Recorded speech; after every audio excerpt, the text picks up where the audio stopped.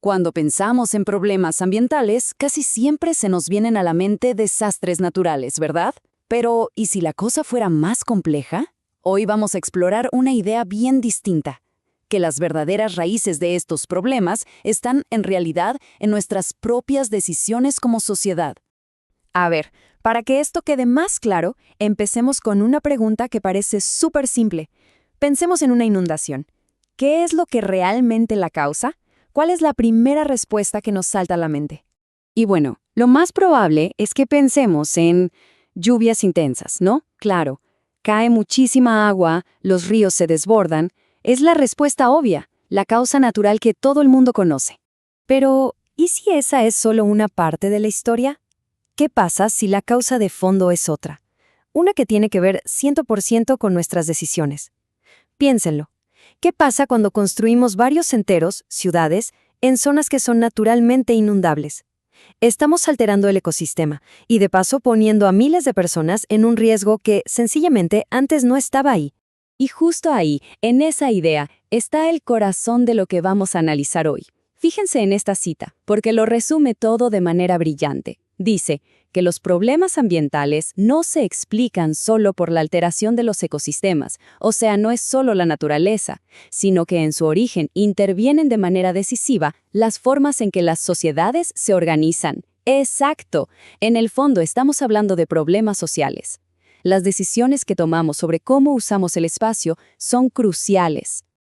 Ok, perfecto. Entonces, si ya establecimos que son nuestras decisiones las que importan, profundicemos un poco más. Vamos a ver, en concreto, cuáles son esas actividades humanas que están transformando el paisaje de Panamá y generando presión sobre el medio ambiente. Aquí tenemos a los principales protagonistas, por así decirlo.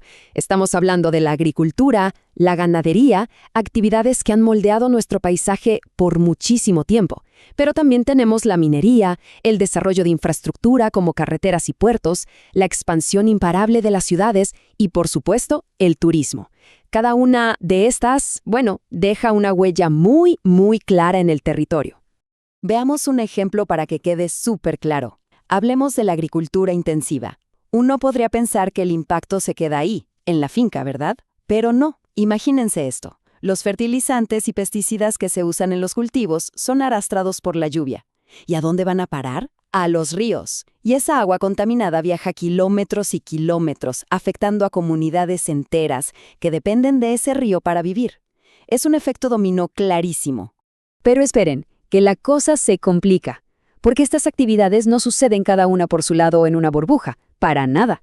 Lo que pasa en la realidad es que en un mismo y limitado territorio, de repente tenemos agricultura compitiendo por espacio con un área de conservación, o una nueva urbanización que se come tierras que antes eran para ganadería. Esta superposición, este choque de usos, es, como se imaginan, una receta casi segura para el conflicto.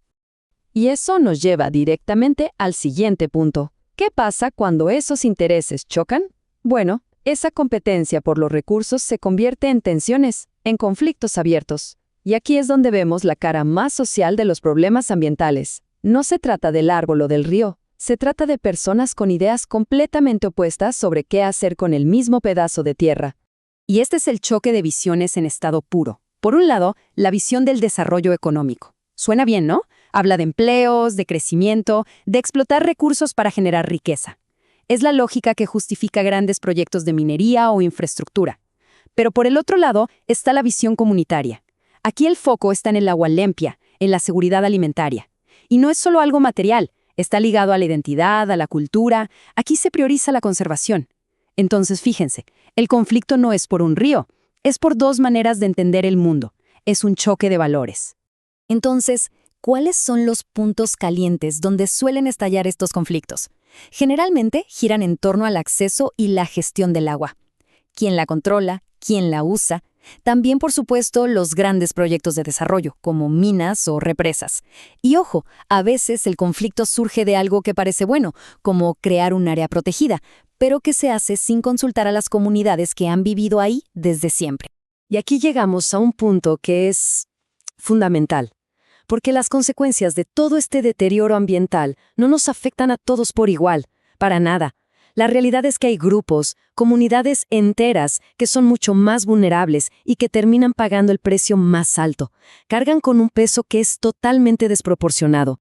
Pensemos en las ciudades. El crecimiento es súper rápido, a menudo sin planificación. ¿Y qué pasa? Las familias con menos recursos se ven obligadas a vivir en las zonas de mayor riesgo, a orillas de ríos que se desbordan, cerca de basureros, quedan totalmente expuestas a las inundaciones, a la contaminación y encima los servicios básicos como el agua potable o el alcantarillado o no llegan o son malísimos. Ahora, si nos vamos al campo, el panorama es distinto, pero igual de preocupante. Para una comunidad rural, el medio ambiente no es un paisaje bonito. No, es su fuente de vida, literalmente. Es su supermercado y su farmacia. Entonces, si se contamina el río del que beben o si la tierra se erosiona y ya no pueden cultivar, es una amenaza directa a su supervivencia. Y si hablamos de las comunidades indígenas, la dimensión del problema es todavía más profunda. Porque para ellas, el territorio no es solo un lugar donde vivir, es la base de todo, de su cultura, de su espiritualidad, de su identidad. Por eso, cuando su territorio se degrada, no solo pierden comida o agua, pierden una parte de lo que son. Es una amenaza existencial. Ok, entonces el panorama es complejo. Es como un nudo con muchos hilos. La pregunta es, ¿cómo empezamos a desatarlo? ¿Cómo se gestiona una realidad así? Y bueno, no hay soluciones mágicas ni respuestas fáciles, eso está claro. Pero sí hay caminos que se pueden empezar a recorrer. La clave de todo parece estar en la coordinación. Pensemos en 3 pilares. Primero, se necesitan instituciones públicas que hagan su trabajo, o sea, que pongan reglas claras y, más importante, que las hagan cumplir. Segundo pilar, y esto es importantísimo, la participación real de las comunidades locales. Nadie conoce mejor el territorio que quienes viven en él. Y el tercer pilar, la articulación. Esto no lo soluciona solo el gobierno, ni solo las empresas. Tienen que sentarse a hablar y trabajar juntos. Y con esto llegamos a lo que quizás sea la conclusión más importante de todas. No existe una receta única, un copiar y pegar que funcione en todos lados. Imposible. Cada territorio es un universo en sí mismo, con su propia ecología, su propia gente, su cultura. Por lo tanto, las soluciones tienen que ser como un traje hecho a la medida. Tienen que nacer de esa realidad local. Y cerramos con una última reflexión.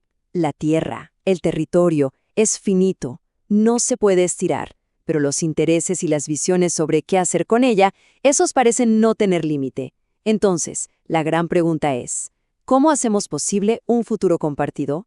La respuesta que le demos a esa pregunta, bueno, de eso depende no solo el futuro del medio ambiente, sino nuestra capacidad de convivir.